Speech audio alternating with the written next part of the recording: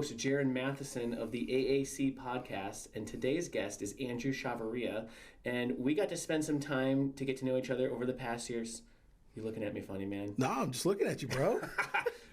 We got to spend some fun time doing some stuff in, I don't even know, all over the place. Yeah, and all over the entrepreneur world. Yeah, and we met through a mutual friend, Josh Fierstein, and we kind of went our own ways. Yeah. And then lately we've kind of come full circle back together because of the industry that we're both in business now. Right. And we both love the Lord.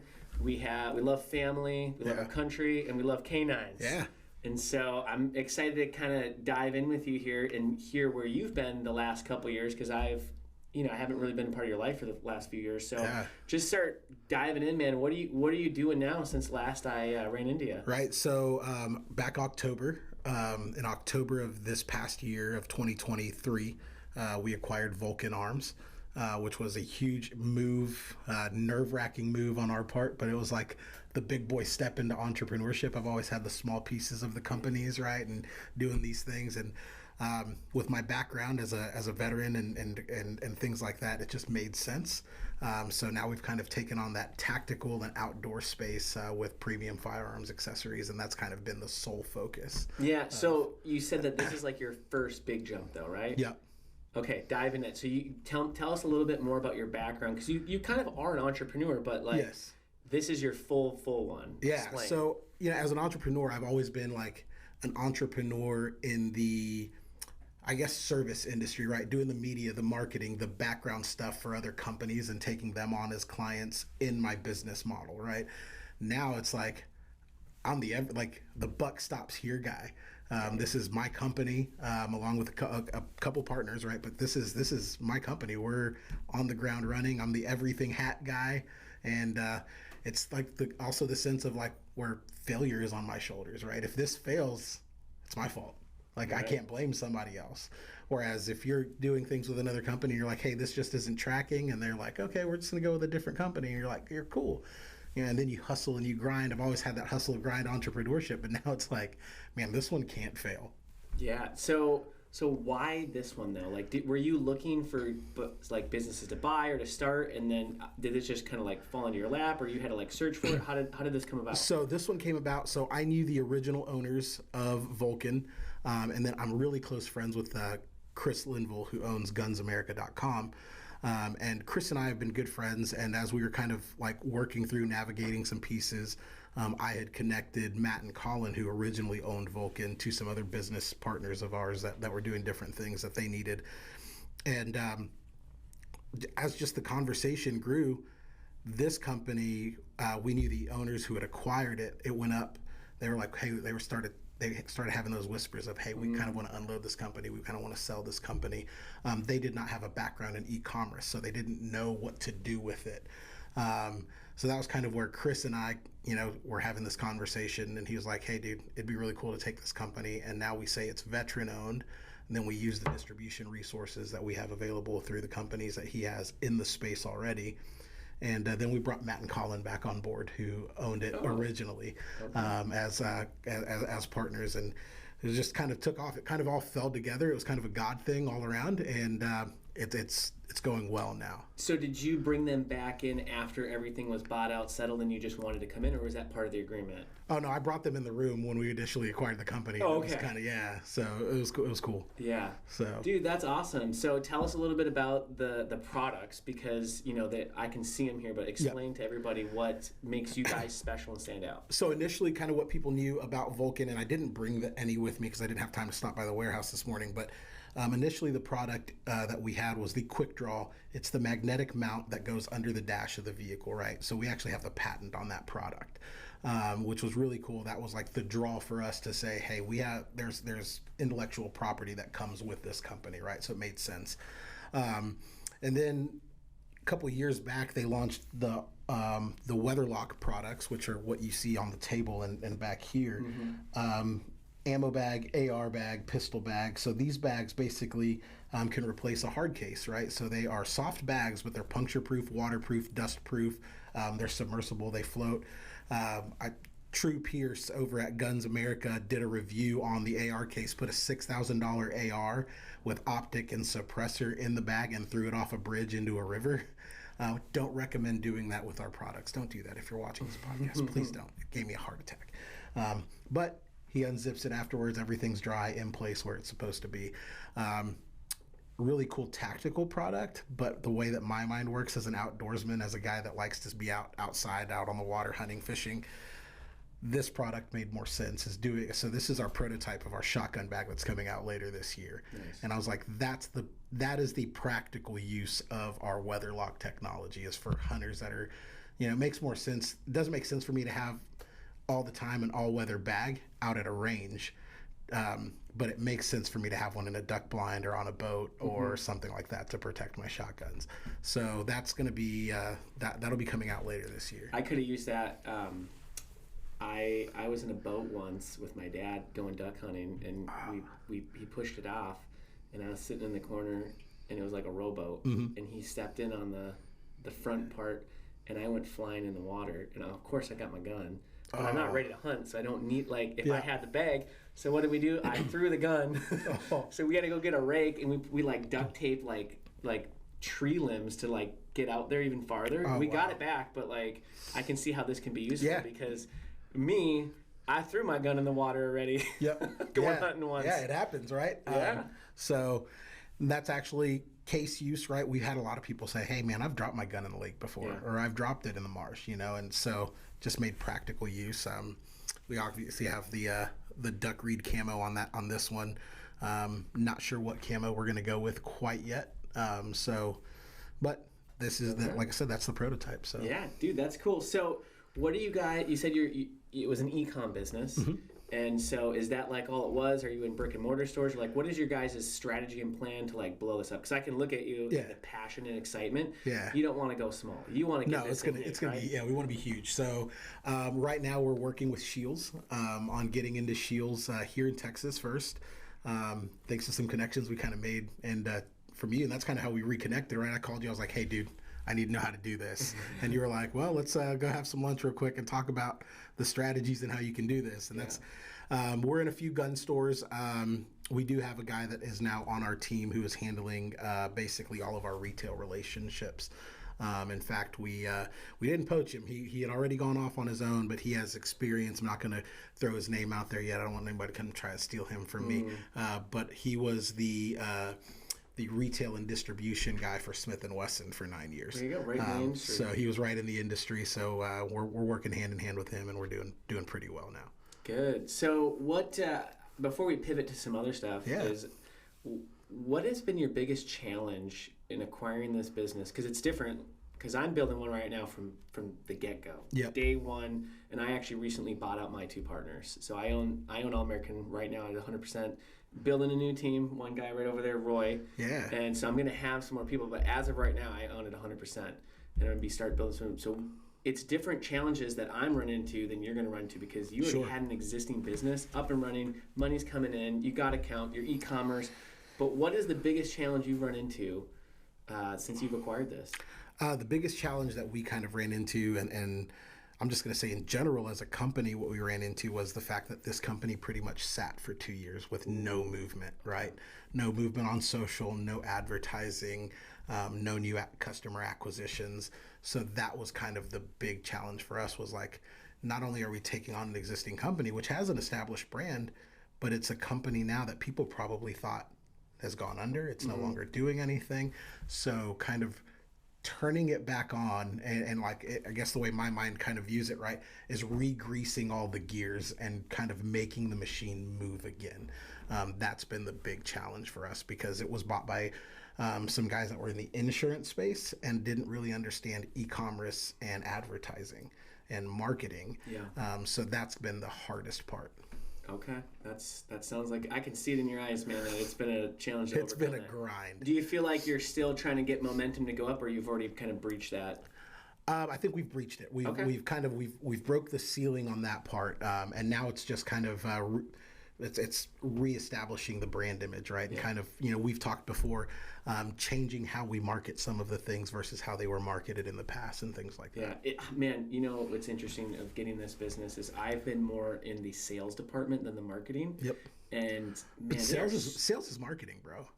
It is, and marketing is sales. They're both, but they're quite a bit different that I'm finding out too. Though they go hand in hand, but like you can sell all you want, but if you don't have a good marketing strategy, it's not effective to go as big as what you want to go and where I want to go. We can go get in a store, you can get some people for your website, but like to scale it, it's about marketing. Yeah. And so I've been really rethinking the way that I think about business. Yeah. More from a marketing standpoint than a sales, because I've just done sales mainly my whole life in business. Yep. And that's gonna only get so far. So like I'm the opposite. I've done marketing the whole time in business, and I suck at sales. Like I'm the guy that's like, oh, you like it? Here, take one, and like I'll just give it to you. Like, don't take advantage of me, people. But no, that's me. Like I'm a giver at heart, right? Like, and I believe it'll come back full circle. But I suck at sales. I am great at marketing. I suck at sales. So I get it. Yeah. So that's why we had to bring in a guy. Like I'm a big vision guy. We had to bring in the guy for sales, right? Like to go and do some of those things. Yeah. No, cool, man. So tell us a little bit about your military background. I know it, but I'd love for the audience to kind of hear where you kind of got started, what branch you were in, and how's that relate to your business? Yeah, and how that relates to and being obviously in this outdoor space, because it's anyone that's in the outdoor space is usually always pro-military and wants to kind of be in that hunting. So dive into that. Yeah, so for me, obviously September 11th, 2001 played a huge part of my life. I was a sophomore in high school. And it was in that moment that I kind of realized we're at this position in our country. Like, so I come from a family of immigrants. I'm a first generation American. But I come from a family of immigrants that wanted to truly live out the American dream, right? There was nothing like, it wasn't that stereotypical, oh, we come to America, make money, send it back to Mexico, that type of deal, like that image that people have. No, my grandfather's goal when he came to the United States was work hard, buy a house, pay that house off. Like his American dream was owning a home, right? Like that was, and he did that, right? Which was super amazing. But I watched his grind. I watched his work ethic. And after 9/11, I was like, man, this is the country that my family chose to come to. And they had a love for this country, and it kind of reinvigorated my passion for the country. So I actually dropped out of high school as a sophomore and enlisted or enrolled in a military academy that was a tier 1 diploma school in Texas, fast-tracked my way through high school, graduated at 17, joined the Army.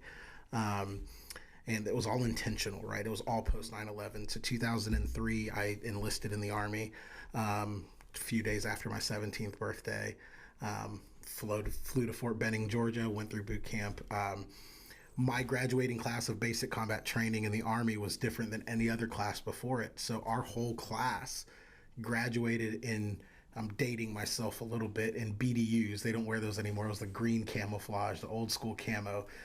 We all graduated. And that's where I say my generation of veterans is like more hardcore than this generation of veterans. Like they have wash and wear uniforms with tan boots. Like we still had to iron our uniforms and polish boots. But we graduated in that. And I remember our commanding officer on the parade field of graduating from basic with our parents in the stands. He looked over at our families. He said, your graduates are graduating in the battle dress uniform because 98% of this graduating class will see combat. And it was huge. So like most graduating classes get to graduate in their dress uniforms and those 3 little ribbons that they got through basic training. And we didn't get any of that. We had to we graduated in combat uniforms, which it came to be true, right? We all went to combat. So I spent 18 months in Iraq throughout my military tenure.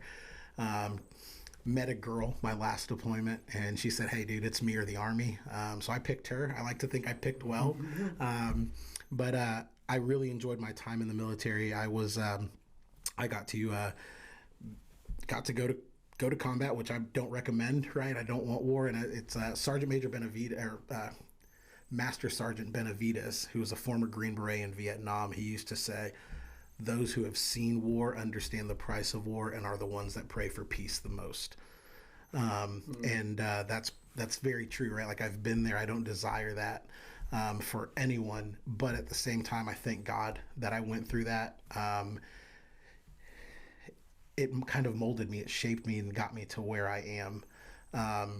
But so I was one of the first Americans, if not the first American, to hoist the colors on top of Saddam Hussein's palace in Baghdad.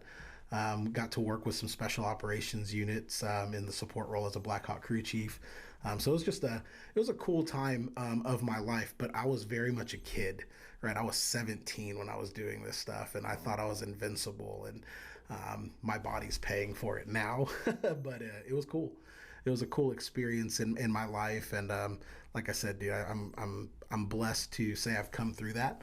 But at the same time, like, it's continuously given me a different perspective on our country, on our lifestyle, on my family's lifestyle, right? Just have a deeper appreciation for everything that we do in this country. Yeah, well, dude, first off, thanks for serving. Absolutely, and, bro. Everyone doesn't get to see the action like you did, and that's got to be tough. Yeah. Yeah, it's hard. It like I said, dude, I don't wish anybody to ever have to go through that. Even in this space, right, where I'm in the tactical space, right, and man, I don't pray that anybody has to use any tactics stateside either. Like, man, but at the same time, I understand readiness and preparedness too. Dude, yeah, let's just stay on that for a bit. There's something about this. We can go a little bit broad on it, but stay on that statement you said about being, ready. Is, why is it so important to be ready and to be prepared and to be strong and to be a fit opponent, right? It's because if you're not, you're going to get run over. And so this goes to fatherhood. This goes into marriage. This goes into all aspects. Right. And I'd love to just dive in a little bit on this, just in our country right now, because our country is kind of a mess. Yeah. And they're going after men particularly, and they're just weakening them. And so I'd love to hear your thoughts on that topic. Dude, so it's funny that you mentioned that. So a couple of months back, the Lord put on my heart, and another friend of mine, he said, let's start a Bible study group with just men. I'm friends with some amazing operators, some military guys, but a lot of us have had, because of our, I'm going to call them traumas, let's call them what they are, right? Because of our traumas and the things that we've gone through, somewhat strained relationship with God, religion, those types of things. I go to Bible study every week. I've worked in ministry for 15 years. I do all the things, right? And it's easy for me to now live a spiritual life. And it's kind of that easier said than done thing, though, when you're dealing with men that have gone through some life, right? So Lord put on my heart, hey, dude, let's get these guys together, at least in a group text, and pray together and do things. And I realized that there's not a lot of outlets for men to just be men and vulnerable and strong at the same time, right? Because these dudes you look at and you're like, man, those dudes are strong dudes, but spiritually and emotionally they weren't supported, right? And I have a buddy of mine who's an instructor at West Point, and he was doing a seminar on moral injury. He said a lot of PTSD doesn't come from the psyche of what you saw, but of the morals that you had that were injured in combat, right? Because you view life in this moral and ethical way, but combat strips that away from you. And but he said the reason that a lot of these guys aren't comfortable going to a preacher, a pastor, clergy, minister, or somebody, or letting their feelings out is because they don't have the same life experience. And as he was saying that, man, I felt like I was sitting in the back corner. I was a cadre at an event for some guys, first responders and military veterans, and I was in the back doing my part, letting these guys soak it in. Little did I know that the Lord was going to be working on my heart, man. I just felt the Spirit kind of well up and say, hey, you have their life experience. You be the one that lets them be men, but lets them be vulnerable. And we've kind of started that. But again, you're exactly right, dude.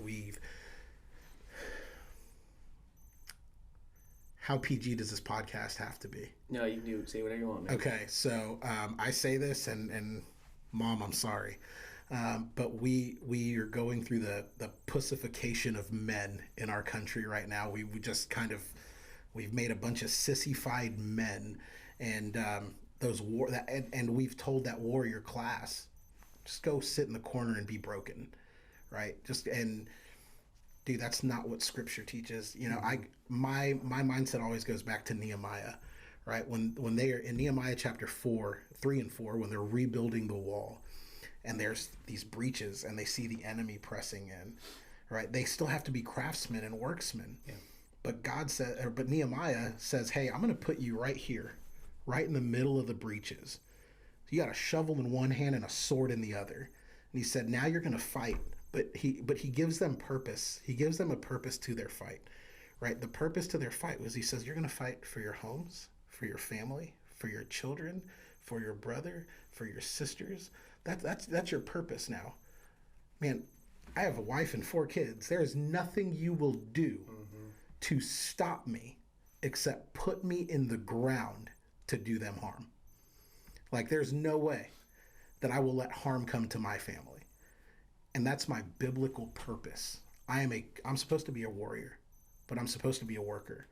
But I'm supposed to also be that guy that my wife can come to and talk to. I'm supposed to be the ones that my kids can confide in. But they also know, hey, that dude that's got my back, that I call dad, or that I call husband, that guy's a warrior. And if you mess with me, you're going to have to deal with his wrath. That's a part of my biblical purpose. That's a part of who I am. That's who we've been called to be, right? And society's doing everything it can to strip that away. Dude, they're messing it up so bad. Like Hollywood, Disney, everybody's demasculating men to what you were talking about there. And that's the word I was looking for, and I couldn't find it. Yeah. I know what you were thinking. You just wanted to go there. Yeah. To just really go down. But it's so sad, man. I've been just like really looking at the last 4 to 5 years of like where this country's kind of going, and it's fast tracking the wrong way. But I do got hope, though. There's people that are rising up, and people are saying enough and enough. But what's interesting is I saw a lot of women stand up and be like, hey, enough's enough. But I'm like, where's all the men?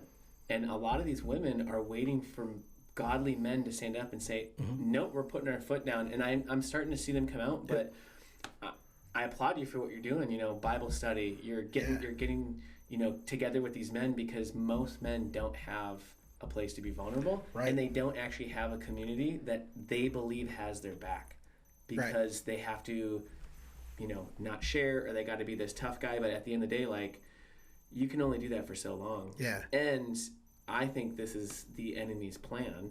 Is there's the war's going on, right? Which is the spiritual battle, and if he can make all the men weak, but if you can do it in a trickery way and say it's if you want to be a girl, you can be a girl, you can do this, and they make it like not a spiritual thing, but it's all spiritual, man. Dude, 100%. And the thing is like, I look at it and kind of what you're saying is, society says if you're emotional, if you're sensitive, you can't be masculine, you can't be hardcore, you can't be that warrior.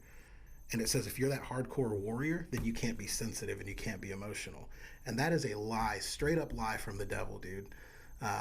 You can be both. We have to be both, right? And I think that we have lied to ourselves for so long that we have to kind of get back to that. And kind of like what you said with the women standing up, rising up, being the voices. I actually just watched a TikTok earlier. It came on my TikTok feed this morning. It was a guy being asked, how do you feel about women preachers? And he said something. He didn't say he was against them, but what he did say was so profound, and I think that people in the comment section didn't really understand what he was saying. But he said this wouldn't be a debate if we had men stepping into their role.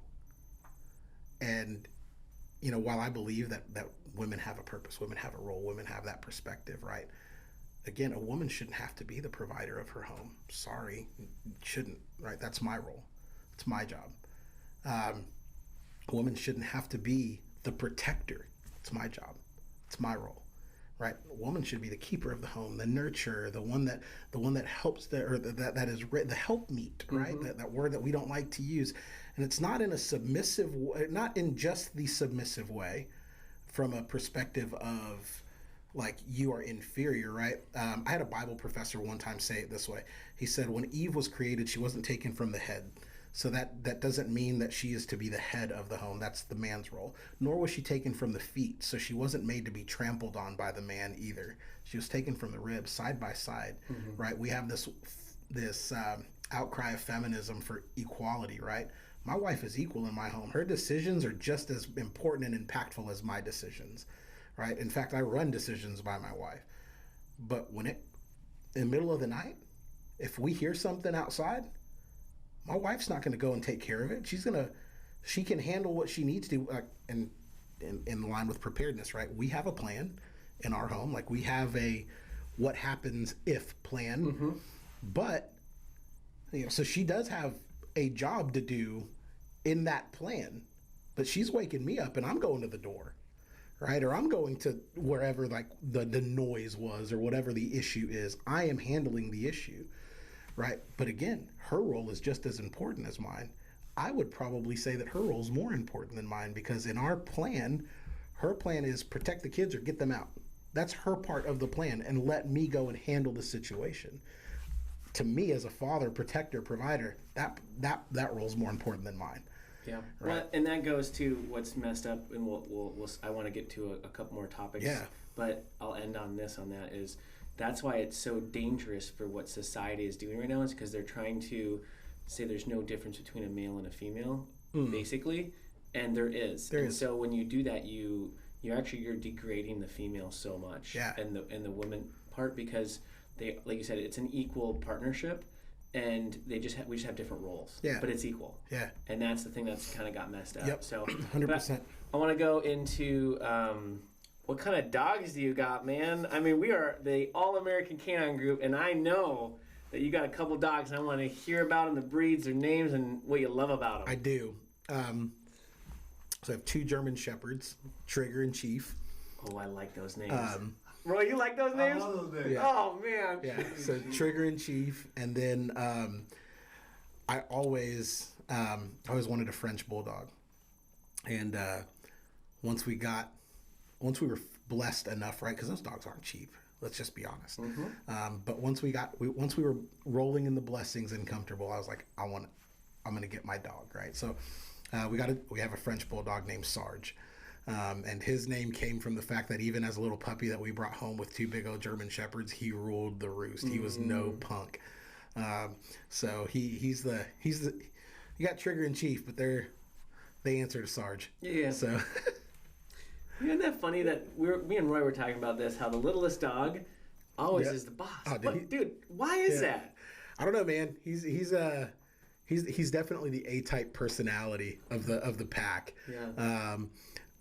I think it's really funny though, like when things are on the other side of the fence or something's going down or somebody's approaching, he'll bark the loudest, but he's barking behind the big dogs, right? But I don't know, man. It's just it's an interesting dynamic. Yeah. So do you do any hunting with your dogs? Are they more just family dogs? Or? So Trigger is Trigger and Chief. Chief is just, he's still, I still say a puppy. He's only 2. He just turned 2. But Trigger he's a home defense dog. He is trained for family protection. Somebody knocks on the door, he is between me and the door, or the kids and me. He'll be in the middle, that's what he is there for, right? So they're not really hunting dogs. They are humongous lap dogs, but they are well trained dogs as well. So they're your protectors. They're guardians of your home. Yeah, they are guardians of the home, and they do their job very well. That's great, man. So I got one last question for you, and we'll wrap it up. If you had to describe your personality as a dog breed, what dog breed would you be and why? I wasn't ready for that one. Man.